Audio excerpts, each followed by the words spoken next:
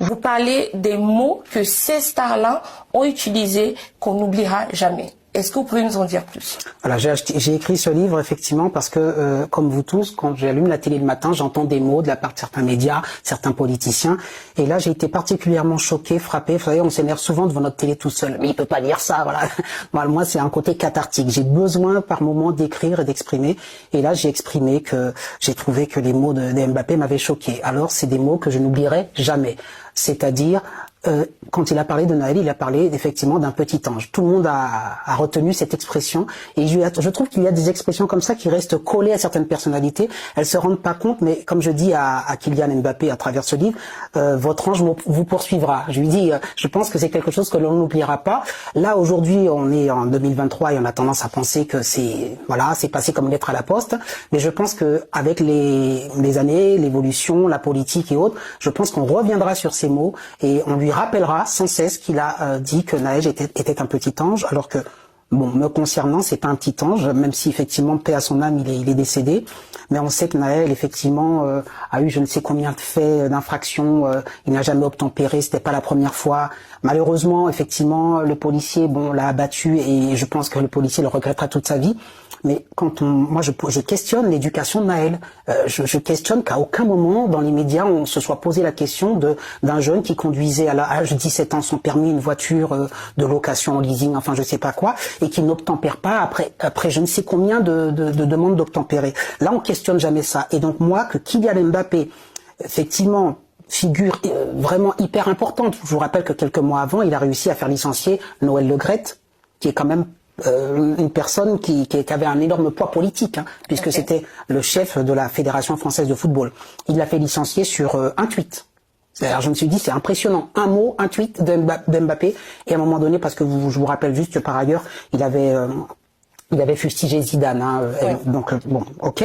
Et donc je me suis dit, finalement, il y a une sorte d'hubris de la part de ces stars, de ces personnalités. Alors je cite aussi Omar Sy, qui se disent, moi, plus rien ne peut m'arriver, donc je vais dire ma pensée comme ça.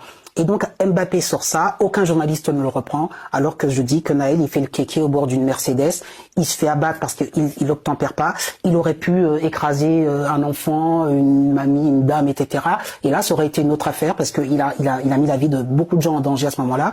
Et nous avons le lendemain toute une foule qui acclame sa mère, qui monte sur une voiture, comme si elle avait, vous voyez, ça m'a rappelé moi l'image vous savez, quand on a gagné en 98, vous avez vu la foule, l'équipe de France, elle est debout sur une voiture et là, le public l'acclame et tout ça, et derrière on a les émeutes. Mais Mbappé a une responsabilité. C'est une personnalité médiatique et on peut pas parler d'ange du côté de Naël. Vous avez vu l'affaire Thomas.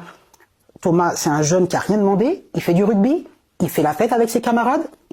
Et il se fait tuer, poignarder. Et à la fin, est-ce que vous avez un tweet d'Mbappé pour dire Thomas le petit ange? On l'a pas. Donc Thomas n'est pas un ange parce qu'effectivement, moi ma conclusion, et même si c'est pas dit par Mbappé parce qu'il est trop intelligent, il n'a pas envie de s'attirer les foudres des médias, mais Thomas n'est pas un petit ange. Naël est un ange. J'ai quand même l'impression que Naël est un ange parce que Naël est issu d'immigration et qu'il est d'origine maghrébine, abattu par un démon policier qui lui est blanc et il faut fustiger, vous savez, la police qui tue et tout ça.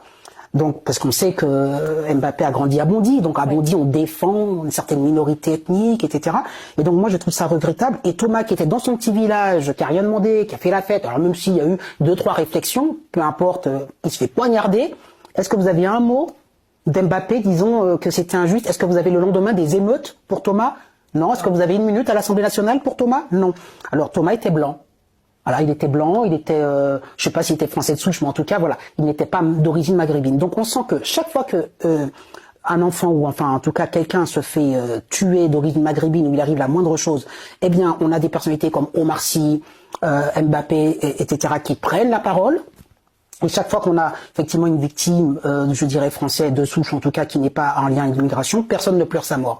Donc ça me choque énormément. Et donc moi, je n'oublierai jamais de la part d'Mbappé, que j'admire, je répète, en tant que footballeur. Enfin, moi, je suis pas footballeur, mais je suis un amateur, j'aime le foot et quand je le vois, je vais le waouh, c'est peut-être le meilleur français de tous les temps. Je peux mettre ça de côté, mais je dis il y a quelque chose à Mbappé et je le dis d'emblée dans mon livre, ma couleur de peau ne m'empêche pas de penser. On a tendance à oublier, mais en fait Internet n'oublie pas, on n'oubliera jamais. Et ça suit ces personnes tout au long de leur vie. Et je parle aussi des mots qu'on n'oubliera pas, que vous avez entendus vous quand vous étiez enfant. Si vous avez un parent qui vous a mal parlé, traumatisé, etc. Moi, en tant que psychologue, là pour le coup, Je reçois beaucoup d'adultes qui vont très mal et finalement n'ont jamais oublié les petits mots blessants. Alors je les mets dans le livre, hein. Ah mais toi, je sais pas ce que t'as à la place du cerveau. Oui. Voilà. Donc c'est des petits mots comme ça anodins que les parents pensent avoir dit et puis machin, mais ça crée des névroses, c'est-à-dire des personnes qui n'ont pas confiance en elles, voilà. Donc c'est pour ça que je trouve ça très marquant, les mots qu'on n'oubliera jamais, et je me suis dit il fallait que je fasse un livre qui représente un peu tout ça.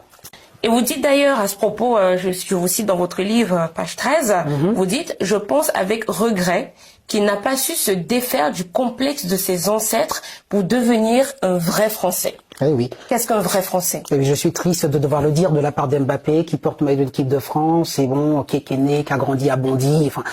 Ça me désole de devoir le dire, mais j'ai l'impression qu'il y a une forme de complexe, qu'on est tout le temps là dans une pensée indigéniste, de dire voilà, le français, le colon, il faut lui rappeler qu'il est méchant, qu'il a une dette à payer envers l'Afrique, et ça me dérange beaucoup dans le discours d'Mbappé.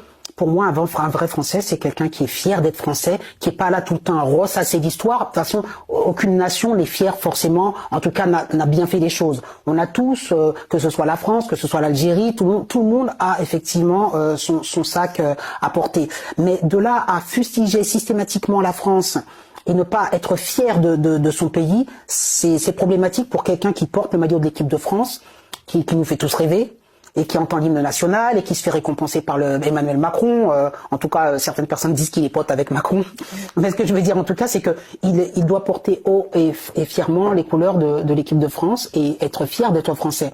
Et pour moi, à travers ce tweet concernant Naël, eh bien là, il nous montre finalement qu'il est toujours dans une sorte de dichotomie entre les blancs, les noirs, les policiers blancs qui tuent, les arabes, et ce vieux discours, d'ailleurs je l'ai aussi entendu de la part de Jules Koundé, hein, qui a dit c'est toujours aux mêmes qu'arrive le fait de se faire tuer quand ils commettent des erreurs, et comme sous-entendu les mêmes c'est les noirs et les arabes, et donc contre les blancs qui tuent les noirs et les arabes. Et quand on est français, moi je me sens très français, je suis né à Paris 19e, eh bien, je vais vous dire un truc, une confidence, ça peut être choquant, mais je ne me vois pas, je ne me vis pas noir. C'est-à-dire que je ne fais pas la distinction quand j'arrive dans une pièce, je ne compte pas le nombre de blancs, le nombre de noirs.